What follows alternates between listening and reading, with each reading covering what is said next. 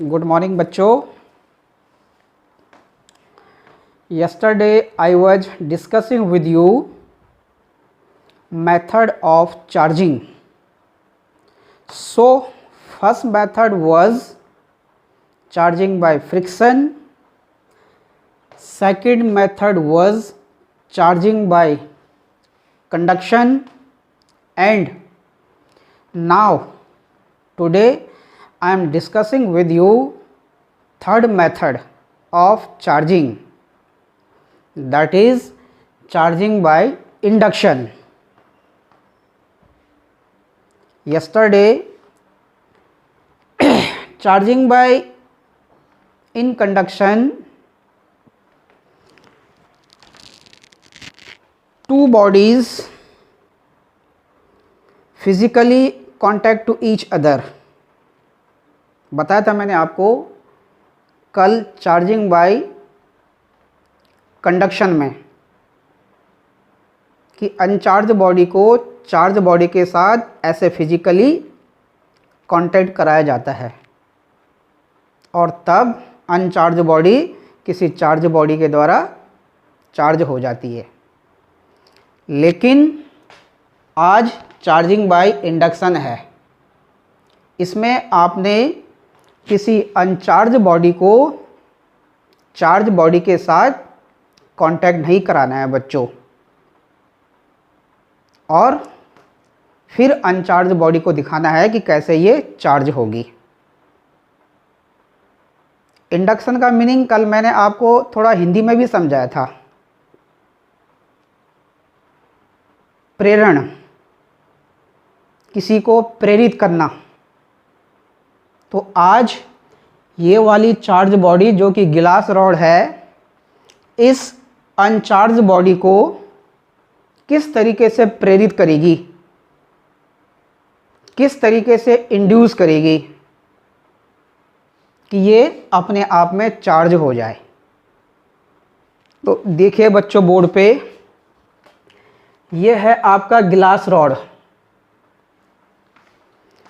जिस पर positive charge है, और उसी के सामने मैंने कोई कंडक्टिंग स्फीयर ले रखा है बच्चों, जिस पर नेट चार्ज 0 है।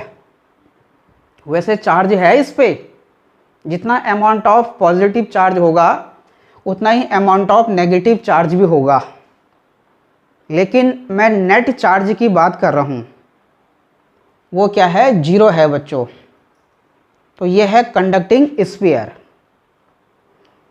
सेकंड वाले डायग्राम में देखिए आप कि जैसे ही आप इस कंडक्टिंग स्फीयर को ग्लास रॉड के नज़दीक लाते हैं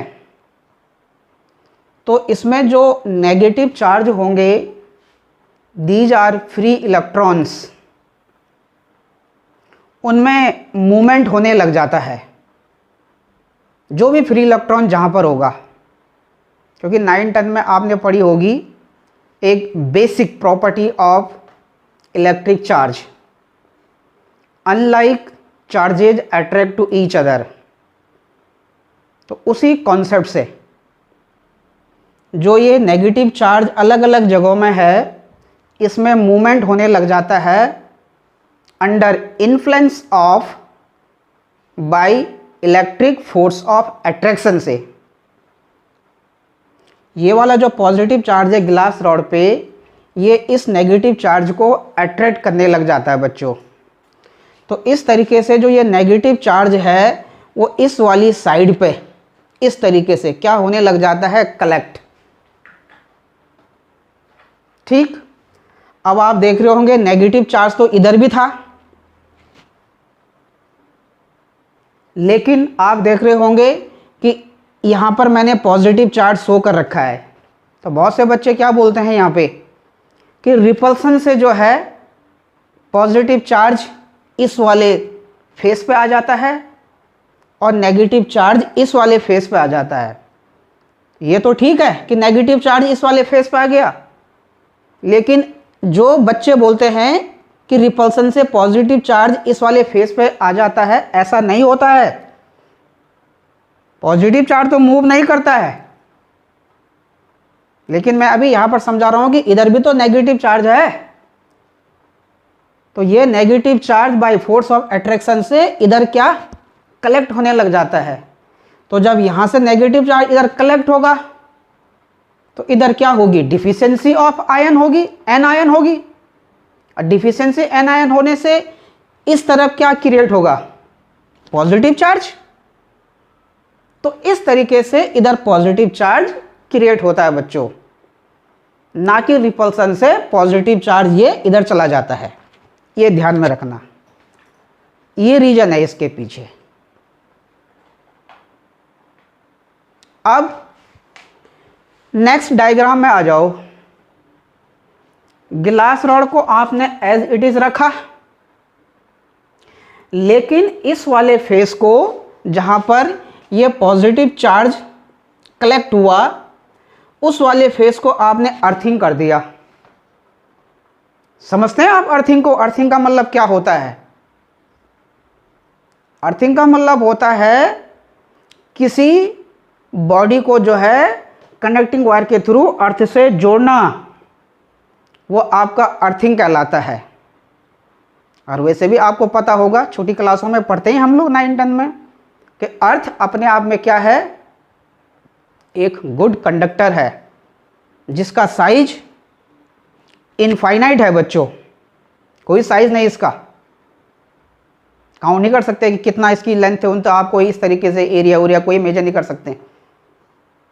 जो कि बहुत तरीके से जो है इलेक्ट्रॉन क्या कर सकता है, पजेस कर सकता है, या इसकी कंडक्टिविटी अपने आप में क्या है, अ वेरी गुड है, मतलब मोर एन आयन इज देयर। तो जैसे ही आप इस वाले फेस को अर्थिंग के साथ कनेक्ट करते हो, तो अर्थिंग में जो एन आयन होते हैं, ये दिखा रखा है मैंने डायग्राम में, ये दीज आर इलेक्ट्रॉन्स। तो ये वाले इलेक्ट्रॉन्स अंडर इन्फ्लुएंस ऑफ इस पॉजिटिव चार्ज से इस तरीके से कनेक्टिंग वायर के थ्रू मूव होकर, ऐसे ऊपर की ओर मूव होकर, और इस वाले फेस पर क्या होने लग जाते हैं, कलेक्ट होने लग जाते हैं। और धीरे धीरे जो है इस पॉजिटिव आयन के साथ कंबाइंड होके न्यूट्रल होते रहते हैं बच्चों। तो फाइनली जब इस वाले फेस का ये पॉजिटिव चार्ज इन आयनों के द्वारा न्यूट्रल हो जाता है बच्चों, तो उसके बाद हम लोग क्या करते हैं कि जिस वायर के थ्रू आपने इस वाली फेस को अर्थिंग बना रखा है, उसको हम इस तरीके से डिस्कनेक्ट कर देते हैं बच्चों। और डिस्कनेक्ट करने के बाद जो इसके सामने ये ग्लास रॉड है, इसको हल्का सा यहां से रिमूव भी कर देते हैं साथ साथ में। और तब इस वाले फेस पर जो ये नेगेटिव चार्ज था, ये negative charge by force of repulsion से पूरे बॉडी पर यूनिफॉर्मली वे में क्या हो जाता है, स्प्रेड, मतलब फैल जाता है। तो इस तरीके से फर्स्ट डायग्राम में जो ये अभी आपकी अनचार्ज बॉडी थी, ये इस वाले मेथड से बच्चों क्या हो गई है, चार्ज हो जाती है। तो इस तरीके से इंडक्शन मेथड से हम लोग किसी अनचार्ज बॉडी को विदाउट फिजिकल कांटेक्ट करने से ऐसे नेगेटिव वाइज, दोनों सुनो ध्यान से, नेचर वाइज कैसे, नेगेटिव वाइज हम लोग क्या बना देते हैं, ये चार्ज बना देते हैं बच्चों ये। तो इसको बोलते हैं चार्जिंग बाय इंडक्शन। क्या बोलते हैं, charging by induction. Second thing, दूसरी बात सुनिए आप। अब जो ये चार्ज आप इस बॉडी पर देख रहे हैं, जो इस वाले मेथड से इस पर जनरेट हुआ, इसको बोला जाता है बच्चों इंड्यूस्ड चार्ज। ध्यान से सुनना, इंड्यूस्ड चार्ज। तो कोई अगर आपसे बोलेगा कि इंड्यूस्ड चार्ज क्या होता है, ये write down about induced charge on your notebook,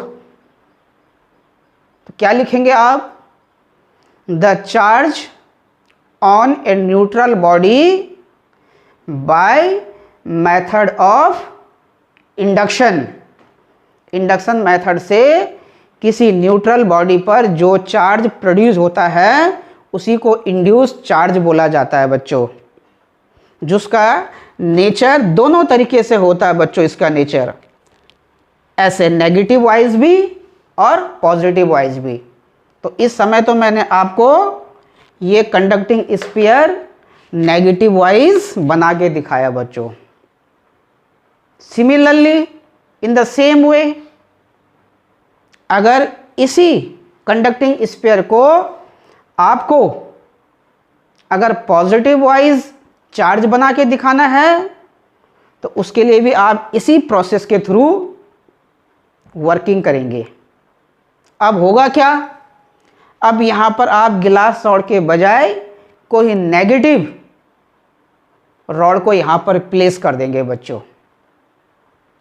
ठीक, तो जब नेगेटिव रॉड को आप यहां पर प्लेस करेंगे तो जैसे कॉन्सेप्ट में आपको यहां पर समझा रहा हूं उसी तरीके से फाइनली तब वो वाला जो है कंडक्टिंग स्फीयर क्या हो जाएगा, इस तरीके से पॉजिटिव वाइज चार्ज हो जाएगा बच्चों। ये इस तरीके से ये पॉजिटिव चार्ज हो जाएगा ऐसे ये। लेकिन कब, उसके लिए आप ध्यान से सुनो, जब इस कंडक्टिंग स्फीयर के सामने अब आप पॉजिटिव रॉड ना लाके नेगेटिव चार्ज वाली रॉड प्लेस करोगे और विदाउट फिजिकल कांटेक्ट कराने से इसी तरीके से वो पॉजिटिव वाइज चार्ज हो जाएगी। अब वो जो चार्ज जब इस पर इस तरीके से पॉजिटिव वाइज जनरेट होगा उसको भी आप इंड्यूस चार्ज बोलेंगे। तो बाय मेथड ऑफ चार्जिंग से हम किसी कंडक्टिंग स्फीयर को दोनों तरीके से बच्चों नेगेटिव वाइज भी और पॉजिटिव वाइज भी क्या कर सकते हैं, चार्ज कर सकते हैं। तो इस तरीके से ये 3 मेथड थे आपके सिलेबस में बॉडी को चार्ज करने के लिए। एक था आपका चार्जिंग बाय फ्रिक्शन जिसको रबिंग भी बोलते हैं, दूसरा था चार्जिंग बाय कंडक्शन और आज मैंने आपको बता दिया charging by induction. Charging by conduction और इंडक्शन केवल यूज किया जाता है कंडक्टर या कंडक्टिंग मटेरियलों को चार्ज करने के लिए और फ्रिक्शन इंसुलेटिंग के लिए।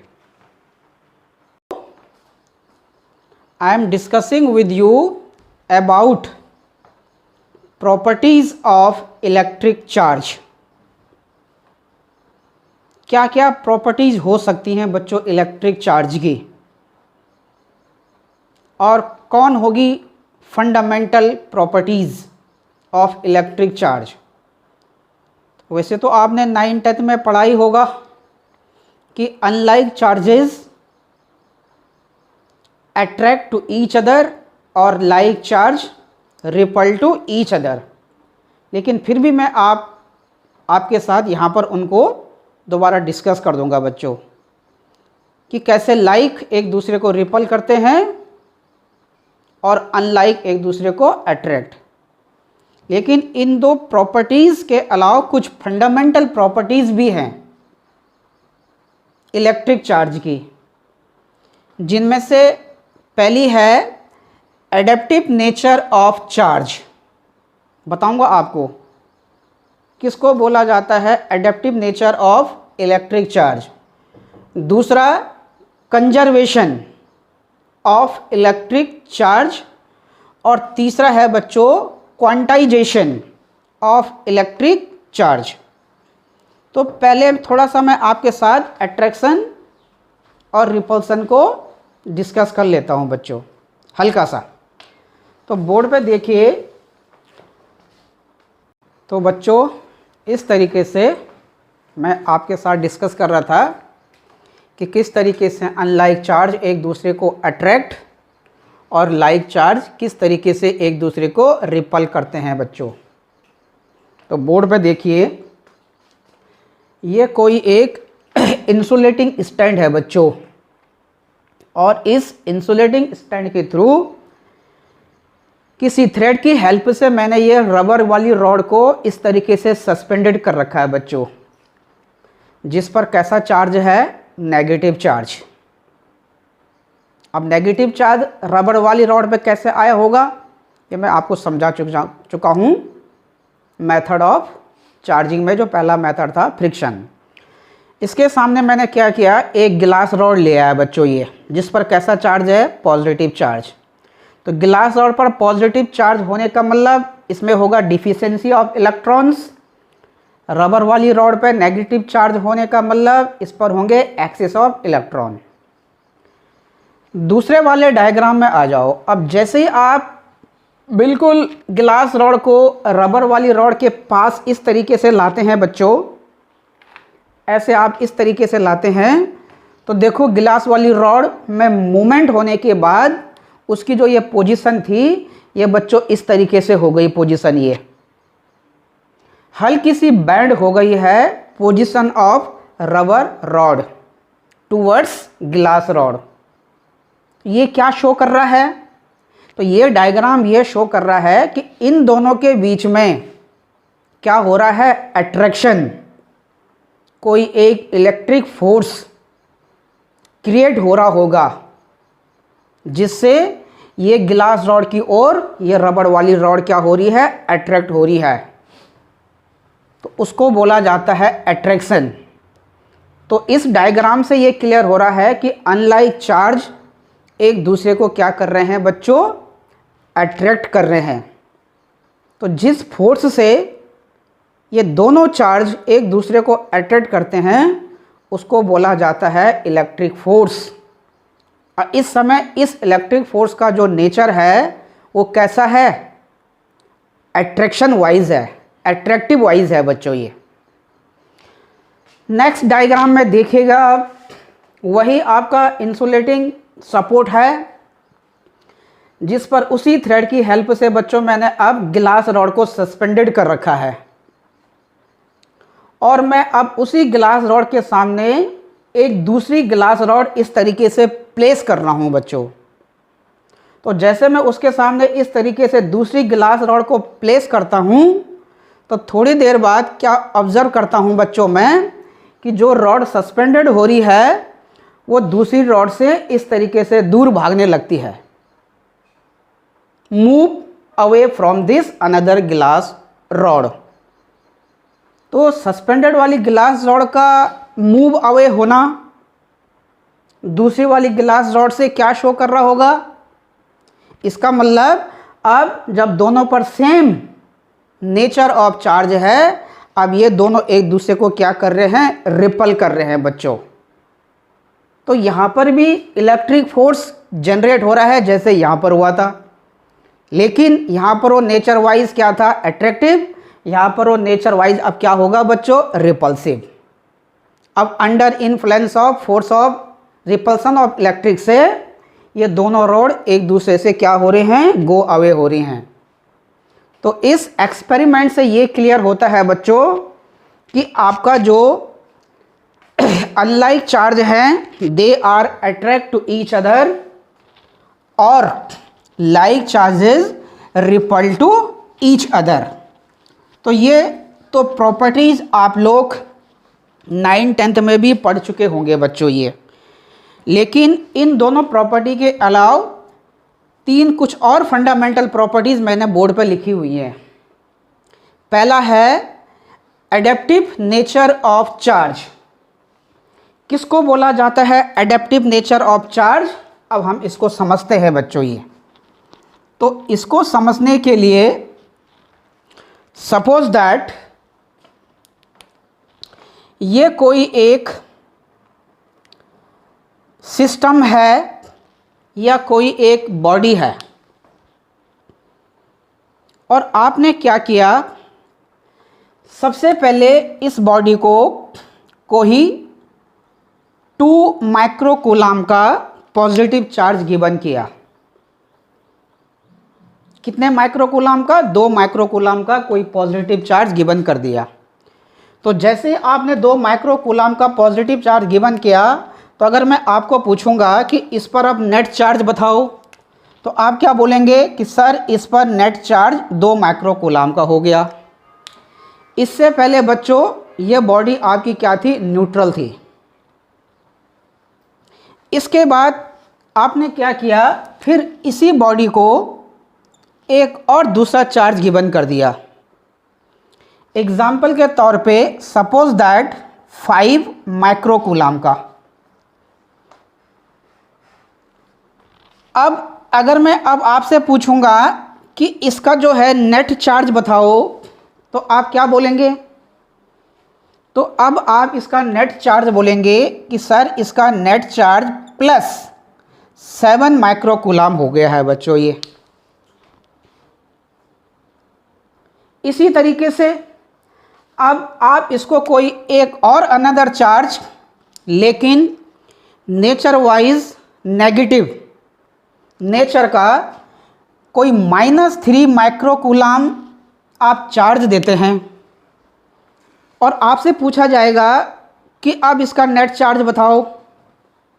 तो इस नेट चार्ज को बताने के लिए ध्यान से देखिए कि जो ये 7 माइक्रोकूलाम का है, क्या आप इसको कुछ इस तरीके से लिख सकते हैं, 3 माइक्रोकूलाम प्लस 4 माइक्रोकूलाम, और ये वाला जो आपने गिवन किया -3 माइक्रोकूलाम। तो ये पॉजिटिव और नेगेटिव आपस में क्या हो गया, कैंसिल आउट। तो नेट चार्ज कितना हो गया बच्चों, +4 माइक्रोकूलाम हो गया। ठीक, इसी को हम लोग ऐसे भी समझते हैं, देखिए कैसे, कि अगर इस पर नेट चार्ज अगर आपको निकालना है, कब, जब आपने 2 माइक्रोकूलाम, उसके बाद 5 माइक्रोकूलाम, उसके बाद 3 माइक्रोकूलाम का जब आपने इसको चार्ज गिवन किया तो नेट चार्ज कितना हुआ। तो अब इस तरीके से अगर देखेंगे तो नेट चार्ज हो गया बच्चों आपका 2 माइक्रोकूलाम प्लस 5 माइक्रोकूलाम माइनस आपका कितना हो गया बच्चों, ये आपका 3 माइक्रोकूलाम। इसको भी आप सॉल्व करेंगे तो क्या बन जाएगा, ये आपका 4 माइक्रोकूलाम। ऐसे भी आप इसको देख सकते हैं नेट चार्ज इस बॉडी का। तो इसी लॉजिक को लगाते हुए समझाता हूं मैं आपको कि एडेप्टिव नेचर ऑफ चार्ज क्या होता है बच्चों। तो उसके लिए सपोज दैट ये आपने कोई ऑब्जेक्ट लिया जिसको आपने सपोज दैट इनिशियली कितना चार्ज Q1, उसके बाद Q2, उसके बाद फिर आपने क्या दिया बच्चों Q3, और इसी तरीके से देते देते लास्ट में आपने क्या दे दिया Qn। अब मैं आपसे पूछूंगा कि इस सब्जेक्ट का या इस बॉडी का नेट चार्ज बताओ, तो क्या बोलेंगे आप? तो इसका जो नेट चार्ज होगा बच्चों वो होगा Q1 plus Q2 plus Q3 Qn, ये इसका नेट चार्ज होगा। अब इसको देखते हुए क्या क्लियर हो रहा आपको कि जो ये इन सब चार्जों का जो सम है बच्चों, ये आपका एल्जेब्रिक एडिशन है। क्या है? Algebraic addition.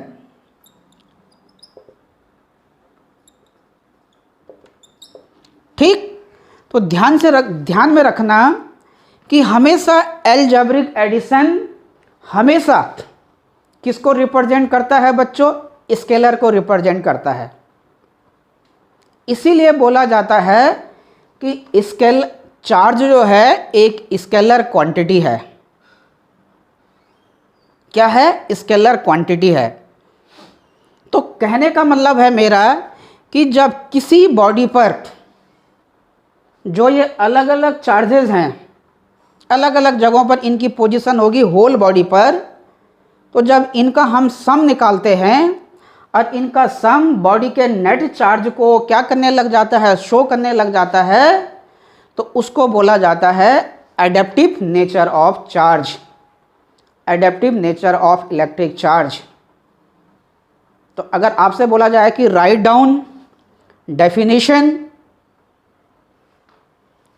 Adaptive nature of electric charge, तो किस तरीके से आप अपनी नोटबुक पे इसको लिखेंगे?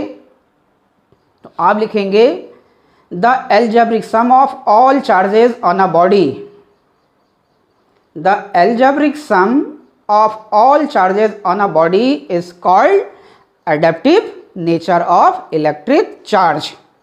सभी चार्जों का जो इलेक्ट्रिक सम होता है, सभी चार्जों का जो एल्जेब्रिक सम होता है बच्चों, उसी को बॉडी का adaptive nature of electric charge बोला जाता है।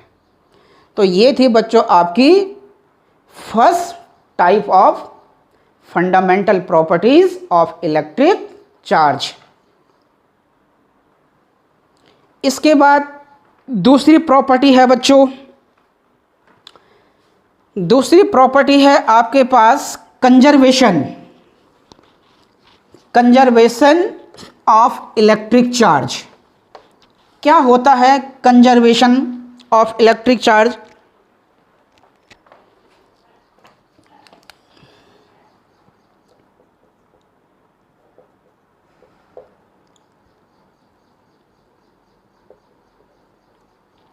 Conservation of charge, conservation of momentum भी आपने पढ़ा होगा, कंजर्वेशन ऑफ एनर्जी भी आपने पढ़ा होगा, और आज हम पढ़ेंगे कंजर्वेशन ऑफ चार्ज। बहुत से बच्चे बोलते हैं कंजर्वेशन का meaning total charge will be zero. बिल्कुल गलत, मैं नहीं मानता इसको। कंजर्वेशन का मतलब होता है कि किसी बॉडी का जो चार्ज इनिशियल होगा वही फाइनल भी होना चाहिए। अब इनिशियल चाहे पॉजिटिव वाइज होगा वही फाइनल में भी होना चाहिए पॉजिटिव, या इनिशियल अगर नेगेटिव है तो फाइनल भी होना चाहिए नेगेटिव, और इनिशियल अगर जीरो है तो फाइनल भी होना चाहिए बच्चों आपका जीरो। उसको बोलते हैं कंजर्वेशन। तो कंजर्वेशन ऑफ चार्ज किसी आइसोलेटेड सिस्टम के लिए शो किया जाता है।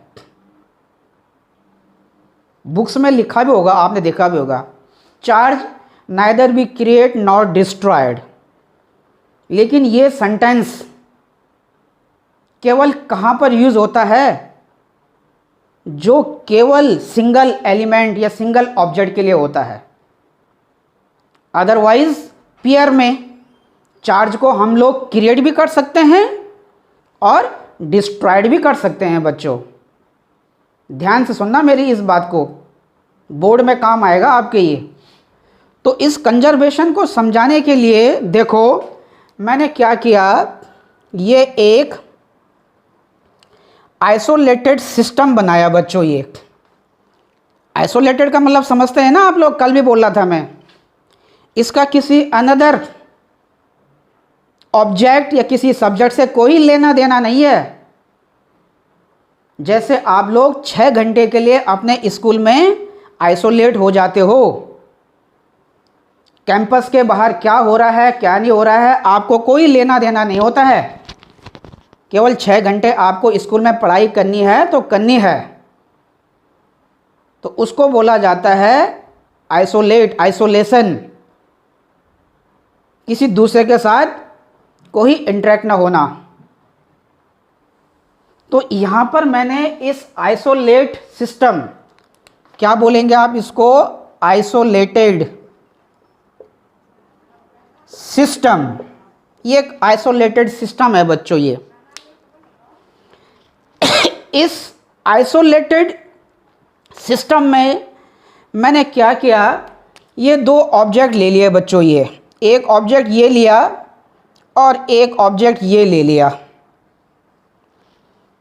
ठीक, सपोज दैट इस ऑब्जेक्ट पर जो चार्ज है वो है 2 माइक्रोकूलम, और इस वाले ऑब्जेक्ट पर जो चार्ज है वो है बच्चों 3 माइक्रोकूलम।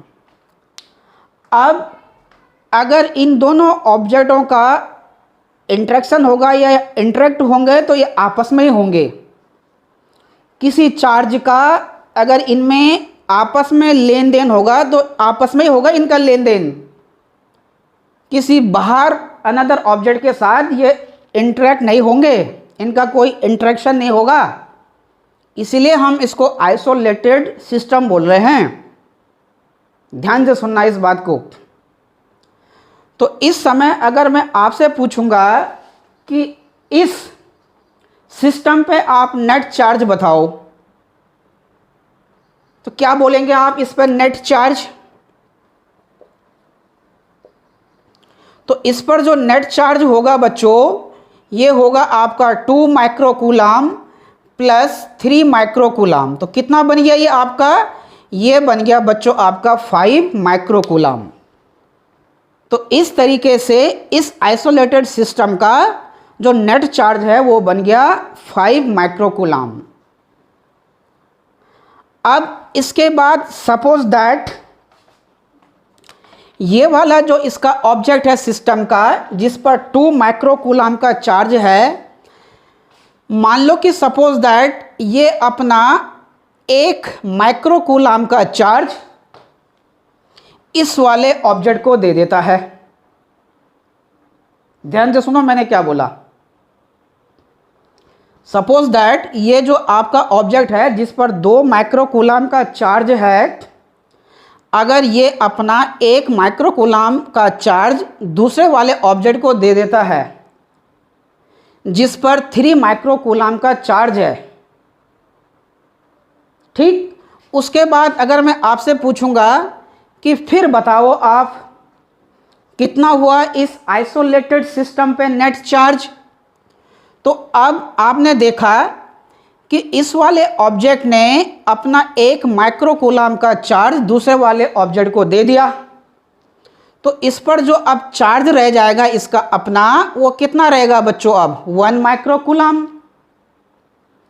और जो इसका दूसरा ऑब्जेक्ट है जिसके साथ ये इंटरेक्ट कर सकता है या इंटरेक्शन कर सकता है, उस पर अगर आप चार्ज बोलेंगे तो अब उस पर कितना हो जाएगा चार्ज? 4 माइक्रोकूलम।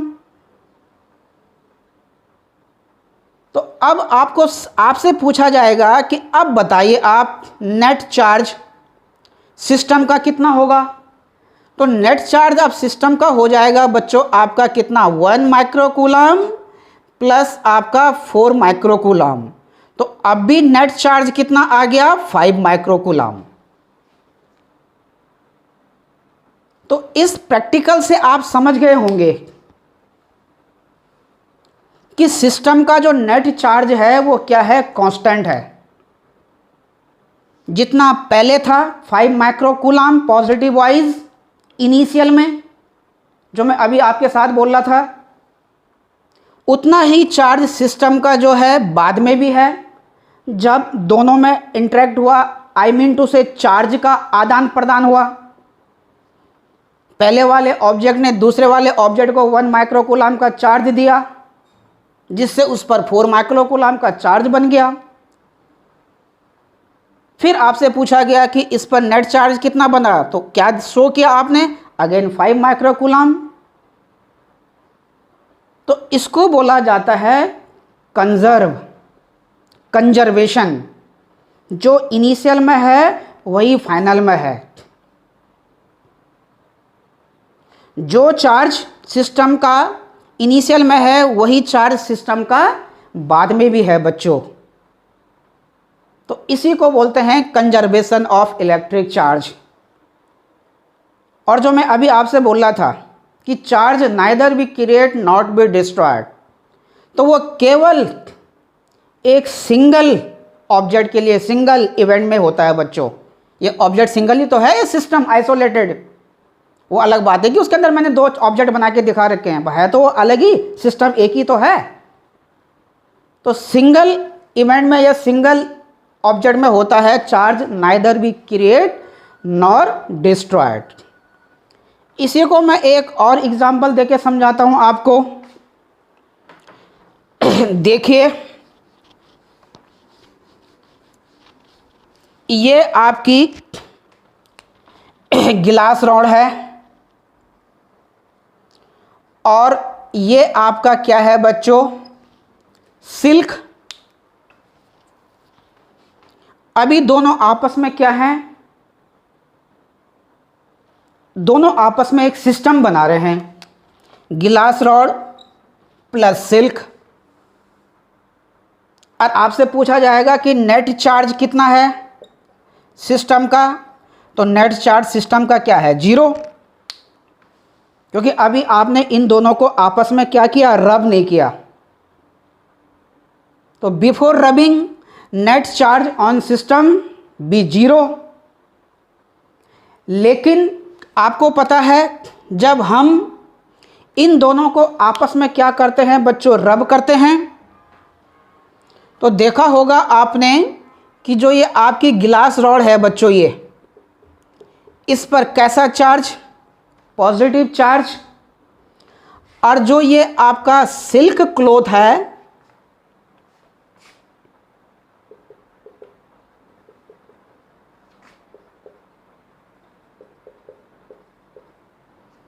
ठीक इस पर कैसा चार्ज आ जाता है, इस तरीके से नेगेटिव चार्ज, सेम अमाउंट का, गिलास रॉड पे पॉजिटिव चार्ज और सिल्क क्लॉथ पे negative charge, their magnitude same but nature opposite to each other. अब आपसे पूछा जाएगा कि इस सिस्टम का नेट चार्ज बताइए आफ्टर रबिंग। बिफोर रबिंग तो आपको पता है net charge 0, delta q equals to 0, लेकिन आफ्टर रबिंग कितना हो जाएगा, आफ्टर रबिंग भी नेट चार्ज 0 तो रहेगा। कैसे, मान लो कि सपोज दैट गिलास रॉड पे प्लस ई अमाउंट का पॉजिटिव चार्ज और सिल्क पे माइनस ई अमाउंट का नेगेटिव चार्ज, तो दोनों आपस में क्या हो जाएंगे, कैंसिल आउट। इस तरीके से आफ्टर रबिंग आपका नेट चार्ज क्या हो गया, 0 बन गया बच्चों। इसी फिनोमिना को बोला जाता है कंजर्वेशन। जैसे मैं अभी आपको बता रहा था, इसीलिए मैंने ये दूसरा एग्जांपल दिया कि कंजर्वेशन का मतलब बहुत से बच्चे सोचते हैं कि नेट चार्ज 0, बिल्कुल गलत। मेरा मानना है नेट चार्ज जो इनिशियल में होना चाहिए वही फाइनल में भी होना चाहिए। तो जैसे मैंने पहला एग्जांपल में नेट चार्ज किसी सिस्टम का 5 माइक्रोकूलम बना के दिखाया, वही नेट चार्ज मैंने बाद में भी 5 माइक्रोकूलम का बना के दिखाया सिस्टम पे। जब दोनों में आपस में इंटरेक्ट या इंटरेक्शन हो रहा था, क्योंकि वो आइसोलेट था, बाहर से तो कोई इंटरेक्शन हो ही नहीं सकता है। उनका लेन देन जो होगा चार्जों का एक ऑब्जेक्ट के साथ दूसरे ऑब्जेक्ट के साथ, वो आपस में होगा। अब यहां पर इसीलिए मैंने ये दूसरा एग्जांपल दिया कि बिफोर रबिंग टोटल चार्ज, जिसको मैं इनिशियल बोल रहा हूं, इनिशियल वे में 0, आफ्टर रबिंग जिसको मैं फाइनल नाम दूंगा आल्सो 0। तो इसको बोला जाता है conservation, conservation of electric charge. तो अगर आपको ये टॉपिक जो मैं बता रहा हूँ समझ में आ रहा है, तो वीडियो को पॉज करके आप हर एक नोट्स या हर एक चीज़ को आप नोट कर सकते हैं बच्चों।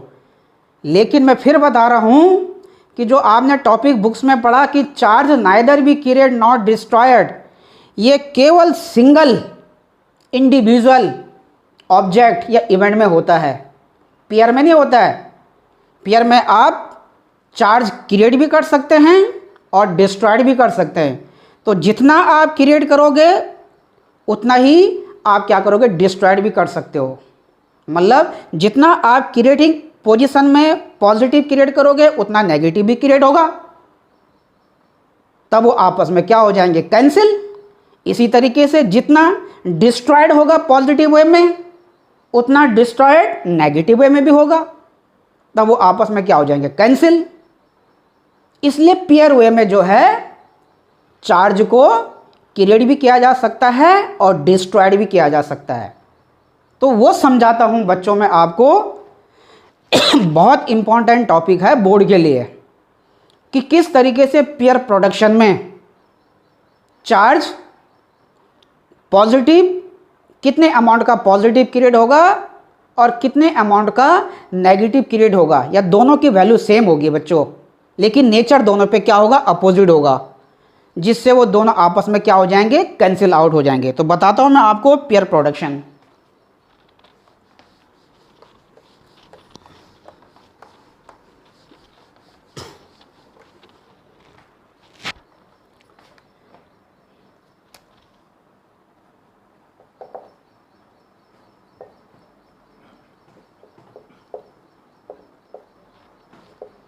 तो देखो पेयर प्रोडक्शन में क्या होता है कि जब कोई गामा फोटोन, अब गामा क्या है, न्यूट्रल एलिमेंट है, ठीक, किसी मैटर ऑफ ऑब्जेक्ट से पास होता है या उस पर इंटरेक्ट होता है या उस पर कोलाइड करता है, तो किस तरीके से चार्ज क्रिएट होता है बच्चों। तो देखो इधर, यह है बच्चों आपका गामा फोटोन। तो जब ये गामा फोटोन जिस पर नेट चार्ज क्या है बच्चों आपका 0 है, किसी मैटर पे कोलाइड करेगा, कॉलिजन करेगा, टकराएगा, तो किस तरीके से बच्चों जो है पॉजिटिव चार्ज या नेगेटिव चार्ज सेम अमाउंट का क्रिएट होगा। तो ध्यान रखना, जब कोई गामा फोटोन किसी मैटर से टकराता है तो इस तरीके से बच्चों इलेक्ट्रॉन और इलेक्ट्रॉन का जो एंटी पार्टिकल है पॉजिट्रॉन, ठीक, इलेक्ट्रॉन का जो एंटी पार्टिकल है पॉजिट्रॉन,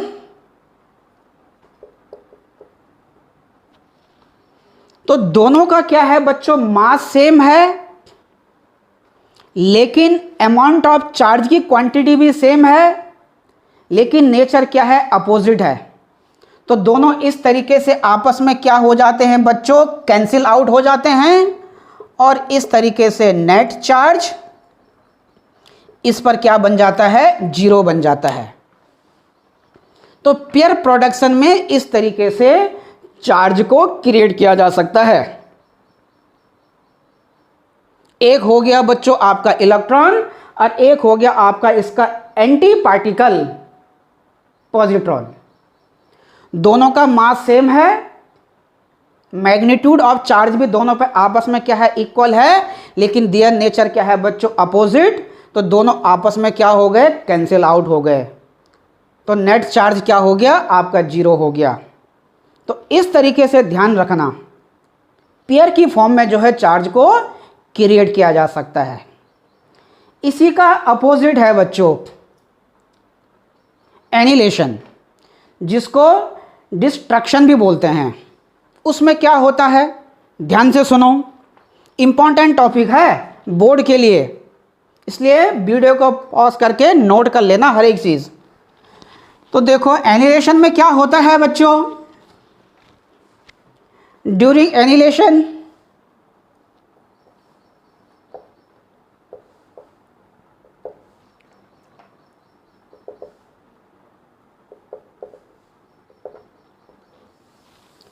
जिसको डिस्ट्रक्शन भी बोला जाता है, इसमें क्या है बच्चों कि जब आपका इलेक्ट्रॉन और उसका जो एंटी पार्टिकल है पॉजिट्रॉन आपस में कंबाइंड होते हैं, आपस में टकराते हैं, उससे क्या है बच्चों, एक गामा फोटोन बनता है। क्या बनता है, एनर्जी की फॉर्म बनती है। गामा फोटोन क्या है, न्यूट्रल है, रेडिएशन है, पढ़ा होगा आपने प्लैंक्स की क्वांटम थ्योरी में। तो एनिलेशन में देखो, ये है बच्चों आपका इलेक्ट्रॉन और ये है इसका एंटी पार्टिकल पॉजिट्रॉन। जब ये दोनों आपस में कंबाइन होते हैं, ठीक, तो अभी नेट चार्ज कितना है बच्चों, तो नेट चार्ज इस पर क्या है बच्चों, 0 है, क्योंकि दोनों का मैग्नीट्यूड क्या है, equal, but their nature opposite to each other, electron and positron. अब जब ये दोनों आपस में कंबाइंड होके कोलाइड हो रहे हैं, तो इस तरीके से बच्चों क्या बनाते हैं, ये 2 गामा बनाते हैं बच्चों। ये क्या बनाते हैं, 2 गामा पार्टिकल बनाते हैं। और गामा पार्टिकल पे आपको पता है कोई चार्ज नहीं होता है, तो यहाँ पर भी नेट चार्ज कितना हो गया, तो यहाँ पर भी बच्चों नेट चार्ज आपका 0 हो गया है। तो इसको बोला जाता है एनिलेशन। तो ध्यान से सुनना, it is a very important topic for board examination. अगर आएगा कि राइट डाउन अबाउट एनिलेशन, तो आपको पूरी थ्योरी नहीं लिखनी है जो बुकों में दिया हुआ है, अगर आप ये रिएक्शन भी लिख देंगे तो जितने भी मार्क्स का होगा, अगर ये 1 मार्क्स का होगा या 2 मार्क्स का होगा तो वो पूरे मार्क्स आपको गिवन किए जाएंगे। इसका मतलब आप जानते हैं कि एनिलेशन क्या होता है। पेयर प्रोडक्शन जो मैंने इससे पहले बताया, और एनिलेशन जिसका कंप्लीट मीनिंग है डिस्ट्रक्शन। तो इस तरीके से जब 2 पार्टिकल, इलेक्ट्रॉन और उसका एंटी पार्टिकल पॉजिट्रॉन, आपस में कंबाइंड होकर टकराते हैं, कोलाइड होते हैं, तो इस तरीके से बच्चों 2 फोटोन बनाते हैं। इसी को बोलते हैं एनिलेशन। तो नेट चार्ज पहले भी क्या था बच्चों, 0, और अब भी क्या है बच्चों, 0। तो ये पूरा कॉन्सेप्ट था बच्चों क्या, कंजर्वेशन ऑफ चार्ज। तो एक बार फिर बोल रहा हूँ, कंजर्वेशन ऑफ चार्ज में जो बुक्स में आपने देखा होगा कि charge neither be created not destroyed, वो केवल सिंगल इंडिविजुअल इवेंट या ऑब्जेक्ट के लिए होता है बच्चों।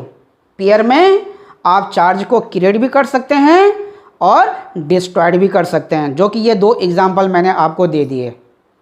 एक दे दिया आपको मैंने एनिलेशन का, और दूसरा दिया मैंने आपको प्रोडक्शन का। इस तरीके से चार्ज को क्या किया जाता है, क्रिएट भी किया जा सकता है और डिस्ट्रॉयड भी किया जा सकता है पेयर की फॉर्म में। तो ये दोनों इंपॉर्टेंट थे, प्रोडक्शन और एनिलेशन, जिसका कंप्लीट मीनिंग है डिस्ट्रक्शन। तो इस तरीके से ये आपकी सेकंड फंडामेंटल प्रॉपर्टी थी चार्ज की। तो बच्चों आज जितना भी मैंने आपको पढ़ाया, आई होप आपकी समझ में आया होगा। तो अगर वीडियो आपकी समझ में आया है, जो लेक्चर मैंने इस वीडियो के अंदर आपको दिया, तो आप इसे जो है वीडियो को पॉज करके हर एक टॉपिक को नोट कर लीजिए। और अगर आपको मेरी पिछली वाली वीडियो भी देखनी है, तो हमारा जो यूट्यूब चैनल है मैथ्स बाय एस.के. जोशी के अंदर हमने एक प्ले लिस्ट बना रखी है। उस प्ले लिस्ट में आप क्लिक करना, और वहाँ पर मैंने जो है एक फोल्डर बना रखा है फिजिक्स बाय बी.एस. नेगी। उसमें आपको मेरी हर एक वीडियो मिल जाएगी बच्चों। अगर पीछे की वीडियो आपको देखनी है, टॉपिक आपको देखना है कि किस टॉपिक में क्या था, किस टॉपिक में क्या था, तो वहाँ से आप देख सकते हैं।